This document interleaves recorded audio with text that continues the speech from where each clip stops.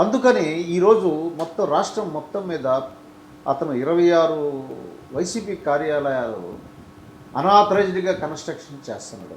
ఇది చాలా గంభీరమైన విషయం సార్. ఇది అన్నీ అనాథరైజ్డ్ Unauthorized. ఇప్పుడు వరకు మీరు చాలా వాటిగా ఇచ్చారు. నోటీసులు అన్నిటికీ ఇచ్చారు. అవునండి. అంటే ఇది దేనికి సంకేతం అండి? చట్టబద్ధ పాలన ఉన్నట్ట లేనట్ట?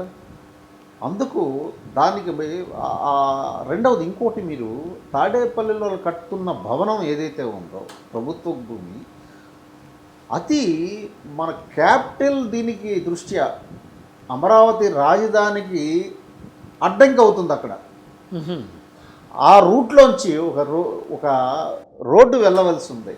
ఓకే. దాన్ని నష్టపెట్టాలన్న ఉద్దేశంతో కూడా అక్కడ కట్టారు కార్యాలయం. అంతేనా సార్? దేనికోసం అండి అది? అంటే కదా, అమరావతి అనే దాని యాక్చువల్గా వాళ్ళ ప్రయారిటీలో లేదు కదండి. ఇంకా నష్టపెట్టడం ఇంకేముంటుందండి? కిల్ చేసేయారు.